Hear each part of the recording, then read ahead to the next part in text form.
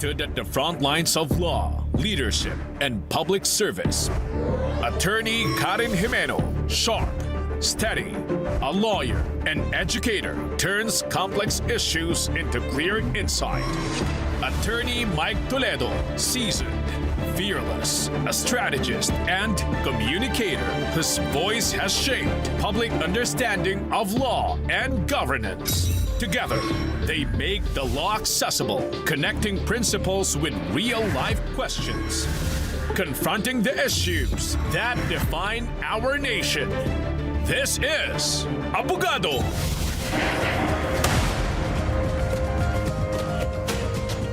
Good evening. Welcome to ABOGADO, where legal questions meet clear and practical answers. I'm Attorney Karen Jimeno. Tonight, we tackle an issue that resurfaces whenever communities confront the force of nature and the cost of unprepared leadership. Let's take a closer look. When disaster strikes, communities look to their leaders for safety, action, and foresight. Yet each year, lives are lost and homes destroyed in ways that could have been prevented. Where warnings ignored, where plans inadequate, and when leaders fail in moments that matter most, who answers for the cost? Some argue that stronger laws are needed to demand real accountability. Others warn that over-penalizing officials may hinder rapid response. This is a question of responsibility versus restraint. Tonight, we ask, should disaster governance laws be strengthened to hold local executives accountable for preventable deaths and damage?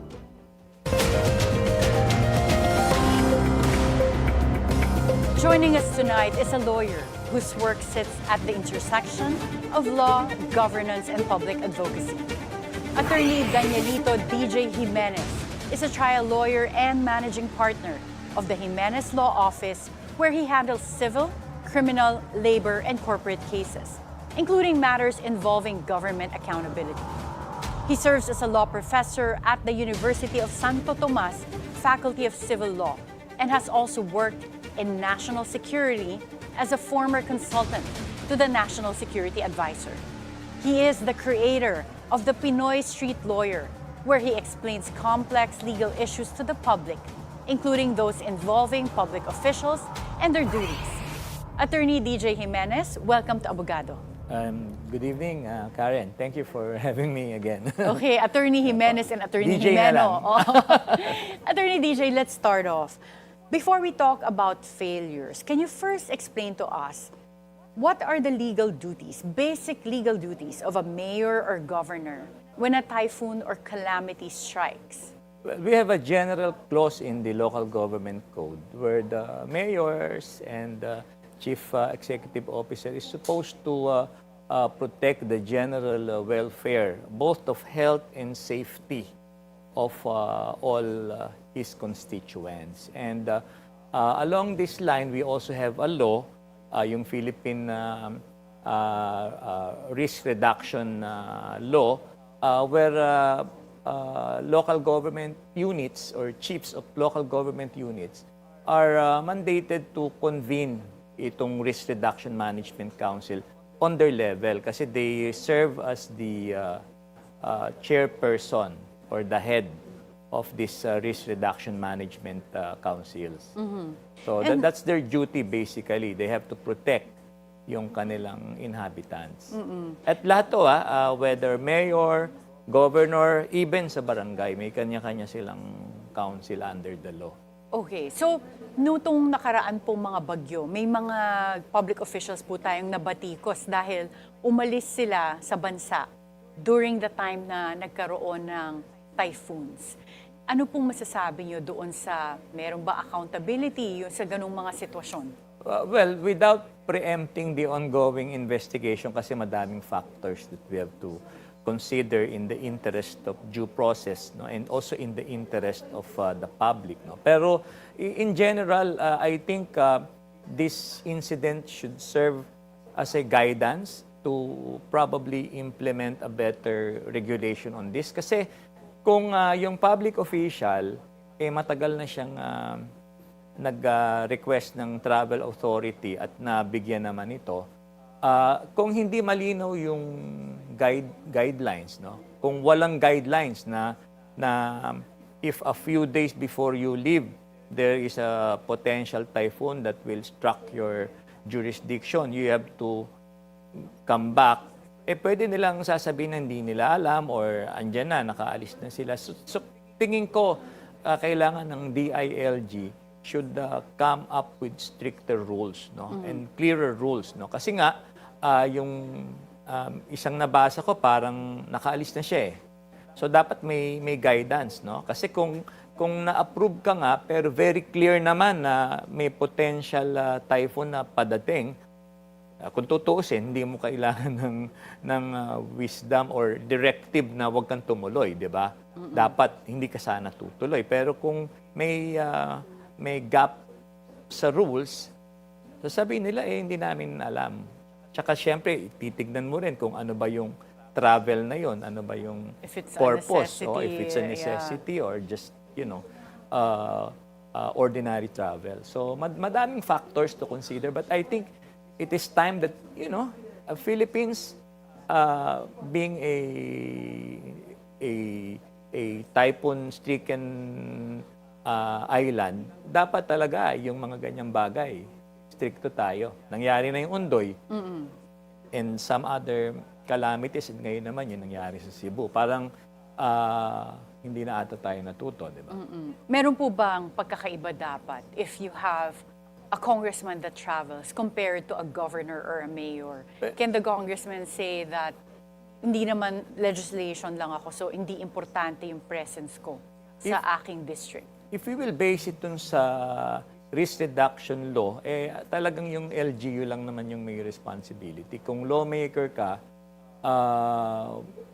yung general welfare clause to ensure the safety and health of your constituent, parang hindi naman siya strictly nag-a-apply sa mga members of Congress. Many viewers hear terms like gross neglect, gross insubordination, at syempre abandonment pagka nga wala doon sa lugar nila or nag-abroad pa. Abandonment of duty, it's something that they also hear. Can you explain what this means in practical and non-technical terms? Yung abandonment. Or simulan po natin sa gross neglect. Yung gross neglect, kung talagang napaka-careless mo siguro at wala kang pakialam, kahit alam mo na dapat nandun ka at hindi mo pa rin pinansin yung iyong duty, tingin ko yung gross neglect may apply. Although this would always depend on the circumstance of every case. Depende sa situation eh. Kasi kung nasa malayo ka naman lugar, wala ka ring magagawa. Hindi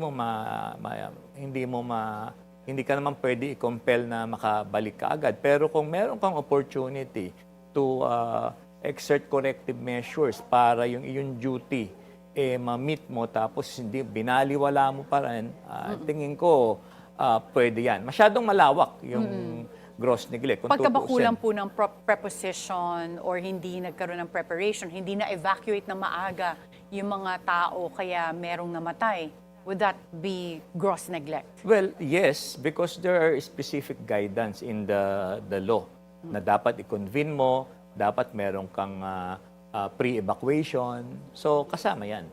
And babalik tayo dun sa, kung tutuusin, pag tinignan mo itong mga ganitong incidents, it would appear as if these are acts of God, no? Pero kung may mga ganyang negligence on the part of the public official, these are contentious issues na kahit sabi mong, bagyo yan, di ko naman kasalanan yan eh. Pero kung may clear neglect ka doon, there can be liabilities as well. Well, ang relocation po, usually it's the LGU that has the duty to relocate yung mga nandun sa hazardous areas. And yung naging controversial din po yung statement ni Congressman Mark Cuangco nung sinabi niya na yung mga iba na nasalanta ay kasalanan nila because nandun sila nag-locate sa mga areas na dangerous or highly prone to hazards. Pero kung wala naman silang matitirahan, yung mga informal settlers po, at hindi naman sila relocate ng LGU, can we also consider that as gross neglect? It could be, to my mind, ano? Kasi syempre hindi naman nila kasalanan, pero I think it is incumbent upon the local government unit na kung ina-advise naman sila na wag kayong pumunta dyan, I mean, these things eventually becomes a good defense. Parang ano rin din yan parang yung obligation sa school, di ba? Yung small guidance mo na wag yung gagawin to, wag kayo dyan. I mean, this becomes good defense later on. So, hindi naman pwedeng nakita mo sila bumaba doon, tatahimik ka na lang. So, dapat may mga pronouncements ka, meron kang ginagawa to ensure na na-inform sila. And then, kung sila pa rin yung matigas ang ulo, at least dapat yan dino-document. Siguro at best, no? Kailangan i-document. Well, if an LGU keeps failing to update their hazard maps or disaster plans, does that already amount to administrative liability? Yes, because remember, public office is a public trust and kasama yan. Kaya ka inelect dyan, duty mo yan. Kaya nga, it's very important for our local government units na pag-aralan yung batas on risk reduction management. Kasi obligasyon yan ng isang public official. How much discretion do LGU officials have when it comes to disaster preparedness? Are they free to decide their own standards or are there minimum requirements? Kung ano yung, what we can consider as prepared po? Siyempre, may minimum requirements ka, may guidelines dun sa batas na dapat sundin. If despite meeting the standards, may mga uncontrollable events na nangyari, that would exculpate the public official, sa tingin ko. Kasi hindi naman sila insurer ng possible disaster na mangyayari sa constituents nila. So at best, yung minimum requirement, kailangan gawin nila. Pero yung mga pag-maintain po ng drainage, yung mga dapat ginagawa rin ng local government and even yung mga regional offices ng national government, pag hindi nila nagagawa. So for example, yung lumalalang baha because nagbabara yung mga drainage systems, that may point to the LGUs not constantly cleaning out the trash or cleaning the drainage systems. Kung meron po bang mga nabaha na constituents, yung mga residents, can they theoretically under our law sue the local government for failing to maintain the public streets properly? The civil code is clear, no? Sa mga defective roads, by analogy, kasama dyan yung nagkukos ng baha, it will depend on who supervises and control the roads. If it is the local government unit or it is the national government. So kung local government unit yan, the local government unit obviously is responsible for injuries and even damages that may occur on account of a defective road. Kasama na din dyan yung defective drainage. And if it is a national road naman, yung DPWH. And I think, Karen, siguro sa nangyayaring anomalies na lumalabas ngayon, nagkakaroon na rin ng purging, maybe it's high time na talagang dapat even disasters like this, merong managot para umayos yung ating gobyerno. Mawala ang korupsyon and yung mga ganitong bagay ma-address dahil nga hindi na bago Alam naman natin na palagi tayong binabaha Yet yung ibang public officials, basta naboto na, hindi nila ginagawa yung kanilang duties. At unfortunately, wala namang nagdidemanda. We had Ondoy, ako, to my mind, meron dapat sanang nanagot dun Ano pong pwedeng i-file dapat nung Ondoy? Well, generally, when we talk of mga typhoons, para tong force majeure na tinatawag, di ba? An act of God. And generally, if these events that may not be foreseen, or even if foreseen, would generally extinguish any liability. So, pwede nating i-argue na yung typhoon ng Ondoy, ano yan wala namang may naka-anticipate na ganyang kalaki yung mangyayaring baha or typhoon. But remember, one of the sources nung biglang pagbaha, yung nagbukas ng dam. Now, if there is showing na walang proper notices nung binuksan to, hindi gradual, biglaan. In other words, if the act of God is accompanied by human negligence, the act of God becomes an act of man. And if it's an act of man, obviously, there is liability. Yung nangyari po recently sa Cebu, do you think merong mga potential liabilities there? In theory, of course, we don't want to preempt Yes, the ongoing investigation. Pero kung lalabas, no, na even in securing the permits, Ito po yung terraces na development. nagkaroon ng corruption or what have you, na hindi naman pala dapat, meron at meron mananagot. Or even if, kasi normally sa isang development ng isang subdivision, nagsisecure muna yan ng development plan sa local government unit eh. And then pagka na-comply mo yung mga requirements, kuha ka ng mga DENR clearance, ganyan, then you can start the project. Now, you can always argue, may permit kami. But, you know, if for instance, may mga residente na nakapansin na, oh, sandali, nakakalbo na, o yung mga puno, ganito, you have to do something at in-inform yung local government at walang ginawa ang LGU. Kasi pwede nilang ipatigil eh, kahit na may permit. Kahit may ECC? Pwede Kasi itong may environmental compliance certificate daw yung sa terrazas. Yes, in because Cebu. remember, the role of the local government is to ensure the safety and health of the constituents. Kung sa tingin niya, kahit may permit, medyo disastrous, may mga ways to do it, no? Call the attention of DENR, hold on it, pa-imbestiga nila, dapat meron silang gagawin. Di ba? Pero kung parang, hindi, wala, may permit naman. Medyo, ano yun, depending on what will come out in the investigation. Pero, medyo, with your duty nga as an LGU, dapat gawin mo. Hindi porke merong permit na, tuloy-tuloy ka pa rin. And we saw what happened. The effects. But hindi ba defense dito yung presumption of regularity of duties, meaning the permits are on their face, proof that they can rely on the validity of the project or the regularity of the functions of the departments that issued the permits. Yes, pero di ba meron tayong tinatawag na abatement of nuisance eh. Oo. Kahit sabi mong may permit ka, kung yung ginagawa sa tingin mo medyo parang dapat may gawin ka pa rin. Go to DENR eh, pa-explain mo, ito ba talaga ba itong safe? Di ba parang for the LGU,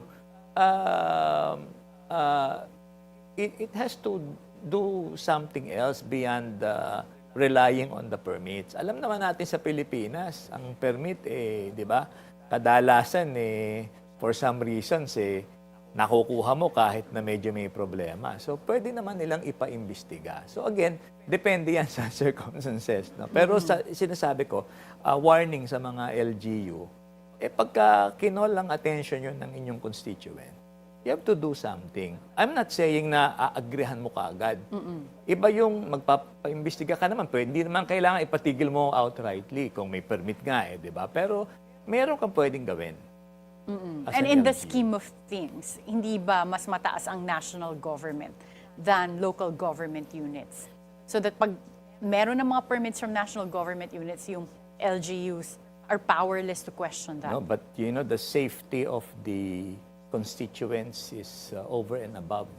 Sa tingin ko, that could still be challenged. May mga legal ways naman eh. They can go to DENR, sandali. Huwag niyong ituloy yan kasi masama yan sa amin. Ito, meron kaming finding. So, the LGU can come up with a committee, with a further investigation. Kumbaga, meron kang mandate, no, na protektahan mo ang welfare ng iyong constituents. Mabalik po tayo dun sa mga umalis and let's say they, as a defense, raised that, well, I have a travel authority and matagal ng plano to, so natuloy sila. But if the mayor or governor is physically absent, tapos unreachable pa during a calamity, can that be considered as abandonment of duty? Or is it an excuse na, wala ako sa bansa eh? Well, strictly speaking, when we talk of abandonment in legal context, there is an intention not to return. So if you merely travel, theoretically, that is not outrightly abandonment. But to a certain extent, if you fail to provide the ways and means to at least make sure that they can communicate to you, medyo, I think may, may negligence pa rin. Dahil nga, public office is a public trust. Hindi naman kasalanan ng taong bayan na magde-demand sila ng accountability dahil pinili mo yan, nagpaboto ka. So dapat, at the very least, kung aalis ka man, make sure na proper coordination is made.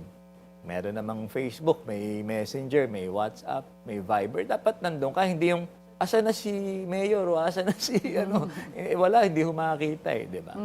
So kailangan, I think at the end of the day for the LGUs, napaka-importante po ng foresight at saka prudence. May mga typhoons na po tayong dumaan, including yung mga recently that tumama rin sa Cebu that caused casualties. Can LGUs be held accountable for deaths of people? Well, in theory, I think yes, no? No less than our civil code acknowledges that. But case-by-case basis, no? Kailangan mapakita mo na there was negligence that rendered or that made the act of man humanized. Na dahil sa negligence mo, na-humanize yung act of God.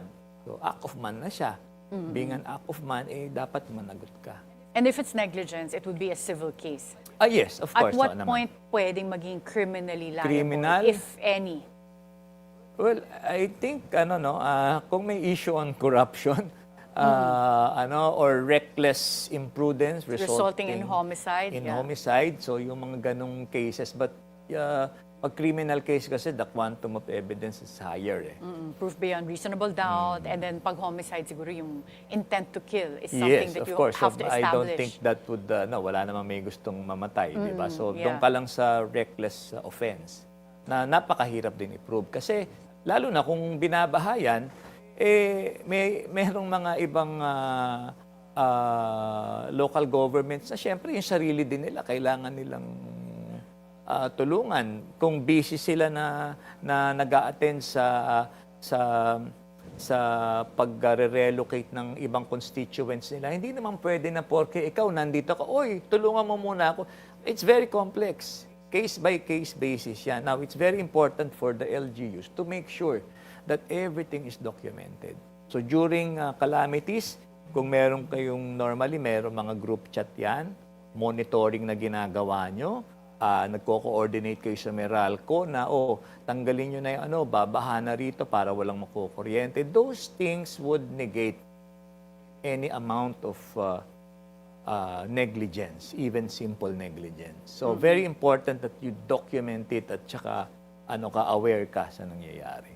Well, when there is poor coordination between an LGU and the national government, that resulted in a disaster. Kasi yung hazard nandyan na yan pero a disaster only happens pagka meron kang vulnerability like people exposed to the disaster because they're not evacuated or properties damaged because poorly maintained yung city or yung buong probinsya. Usually nagpapasahan ng blame yan pero ultimately, where does the liability fall? Or how do you determine liability? Again, case-by-case basis, but bottom line is if there is negligence, definitely then the negligence would contribute to the liability.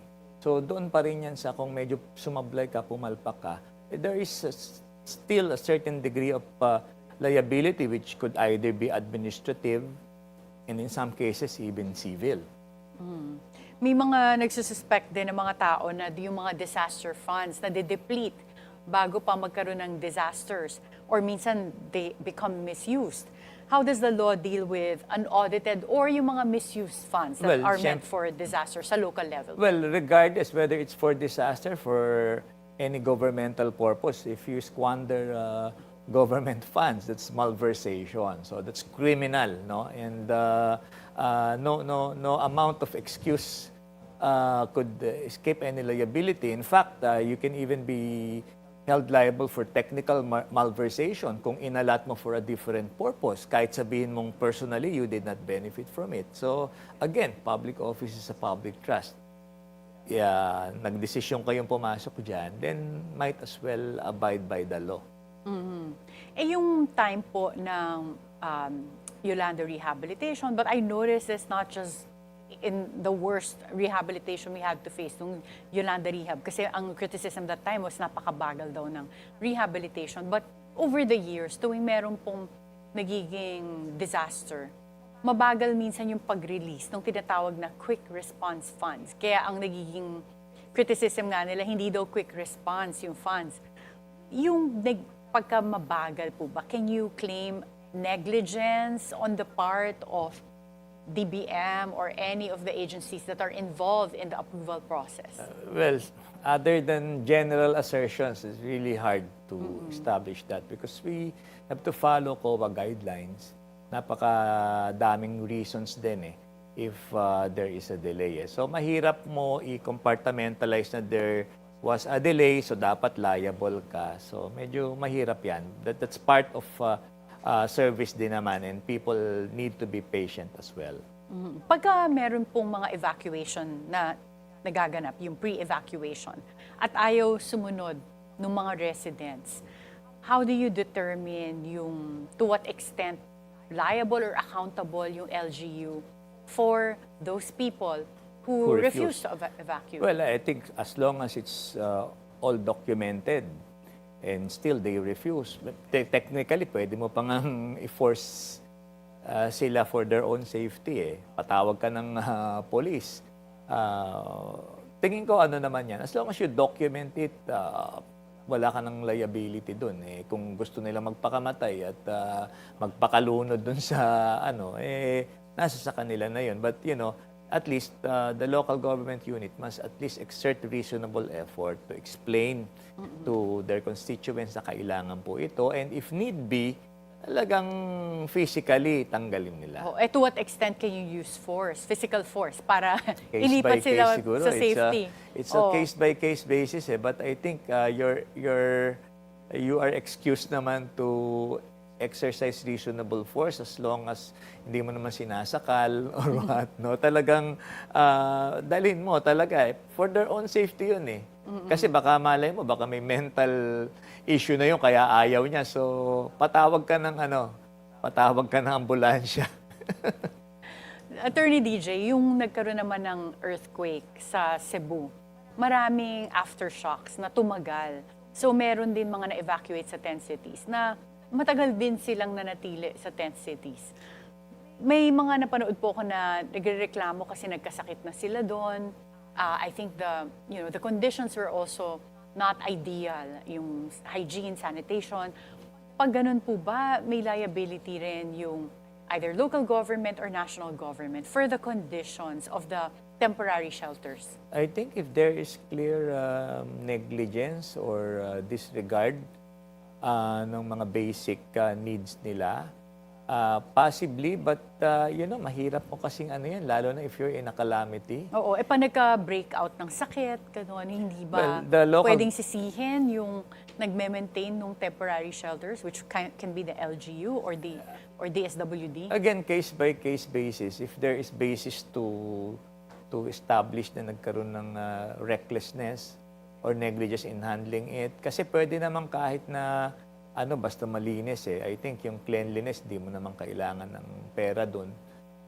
Masyado, kahit wala masyadong fund, pero make sure na yung system ng disposal ng garbage maayos, hindi mo magkakasakit. So, kung malinaw na meron kang recklessness dun or you did not provide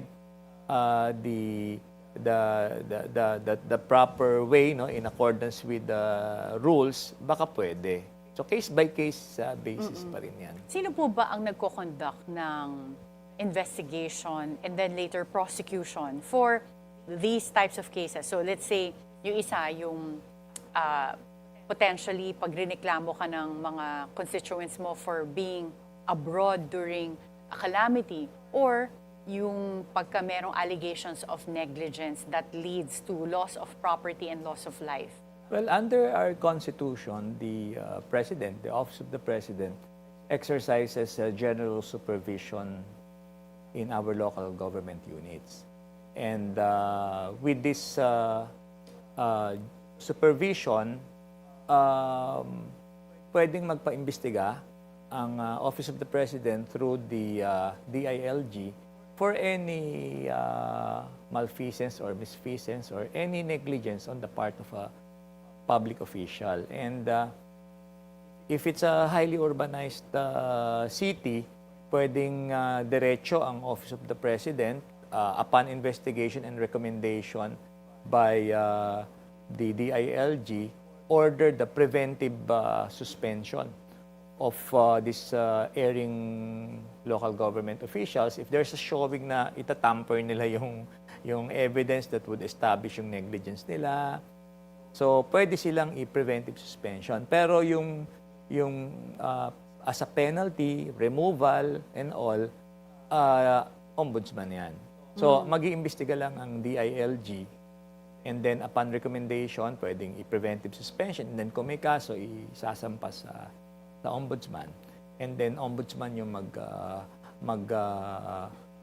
decide kung merong administrative liability or dapat filean ng criminal case. Kung sino mang public official. Kung But sino mang if public you're official. an ordinary citizen, how do you implement that or execute yung pag-file pa lang ng complaint? Saan ka dudulog? Well, depende yan nga. No? So kung halimbawa, ordinary city ka, so pwede dun sa provincial, magreklamo ka, reklamo mo yung nasa baba. Kung barangay naman yan, yung mayor, pwede ka dun magreklamo. So someone higher? Someone higher. Oo. So ang Office of the President, doon lang sa highly urbanized na pwedeng diretso. But generally, we follow the hierarchy. Okay. If you're not highly urbanized like a municipality, pero ang Parang gusto ganun. mo Yung mas i-complain mataas, ay yung mas mababa. saan ka pupunta sa Yung next, governor? next na mas mataas. So kung mayor, yung governor, pwede kang ganun. And if yung And sa- governor na yung gusto mo i-complain, Office of the President Yes. na ba yung And next? in some cases, pwede diretso, I think, sa ombudsman. Merong mga offices or regional offices yung ombudsman na kung clearly may violate, kahit barangay captain ka pa, pwede kang idiretso sa ombudsman. At yung ombudsman, pwedeng mag-preventive suspension din. How do we prevent disaster investigations from becoming political weapons used against opponents? That is a political question. Maybe siguro pagka ang ating bansa talagang hindi na naging highly politicized, na institutionalized yung funding, we would have good law, siguro maiwasan to. Otherwise, it's part of the system. Naalala ko lang kasi kanina sa threads, parang may nakita kong post ni Governor Pambare 4 na eto na sinisimulan na rin yung demolition job against her. But I'm not sure. She didn't specify what it was about. But the only thing I can see from as a third-party observer is yung sunod-sunod na sakuna na umaabot sa Cebu. No? Yung earthquakes and then sunod-sunod na typhoons. Well, for now, we'll have to take a short break. But when we return, we ask if preventable deaths should carry heavier penalties for public officials and what reforms can build real culture of accountability. This is Abogado.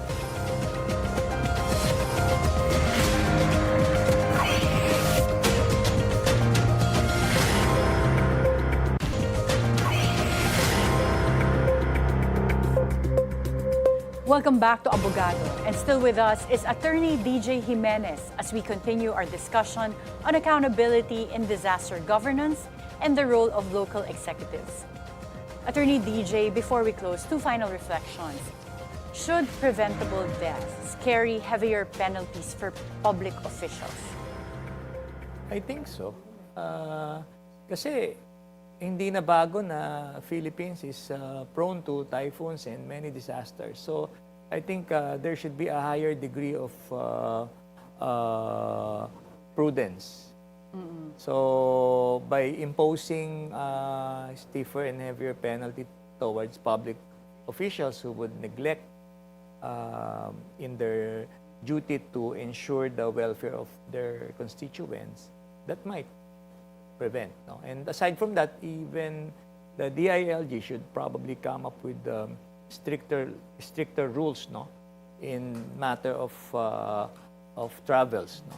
And what I said earlier, if in a few days there is an anticipated typhoon, as a matter of course, there should be a clear regulation where the public officials should be directed to cancel any flight.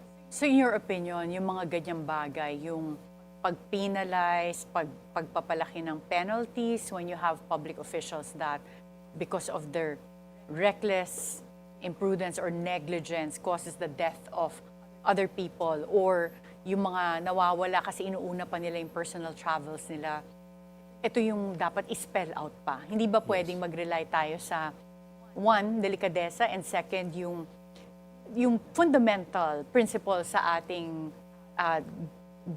code of governance na parang public service is a public trust? Ang tagal na kasi nung code eh. And it seems na hindi nakakarating yung message sa ibang public officials. But of course, aside from that, dapat yung community din as a whole should also be educated. Na in times like this, you don't just rely on the public officials. No? You also have to do your duty as a responsible citizen na wag ka namang pasaway. Kapag pinapa-evacuate, sumunod, Yes, gano'n. of course. So kailangan pa rin yung education. Yeah. So aside from stiffer laws. Oo. And siguro yung culture din ng mga Pilipino na they should demand yung accountability. Yes. Oo, And it's happening now. Mawala yung impunity, no? Yes, and it's happening. If there's one thing that is good with what is happening around, at least yung accountability, sumisigaw na yung taong bayan in all levels. And finally, dati po may na-file na bills both in Congress and Senate that seeks to create a Department of Disaster Resilience. Palagay niyo po ba kailangan pa tong department na to? Or sapat na ba yung mga batas natin, including the Disaster Risk Reduction and Management Act, yung RA 10121? Tingin ko kung tutuusin sapat na pero it's just a matter of making sure na there is proper coordination. Andyan ng DSWD. So, talagang siguro dapat ayusin lang. Now, if they want to change it into some other names, basta yung coordination is addressed in whatever way, I think that's the solution. Hindi naman necessary na magkaroon ka ng bagong batas. Pwedeng ayusin mo na lang what we now have to ensure that what has been happening or has happened will no longer happen, or at least ma-prevent yung casualty. Okay, and finally, since what we've seen so far with flood control projects ay mukhang nabulsa lang yung karamihan ng pera, palagay mo ba dapat ilipat to sa ibang department yung mandate of designing and implementing flood control projects? First and foremost, I think kailangan tayong as a people, we have to really reflect. Alam mo, yung dishonesty, parang it became more of a general rule than the exception. So tingin ko, balik tayo sa basic. Kasi kung andyan yung core values mo, kung tutuusin, di mo naman kailangan mag-come up ng iba-ibang departments. So we really have to reflect, yung ating values as a people. And from there, sana mabago na kung ano man yung kailangan baguhin. At marami yun. Maraming kailangan baguhin. Thank you again for joining us today, Attorney DJ Jimenez.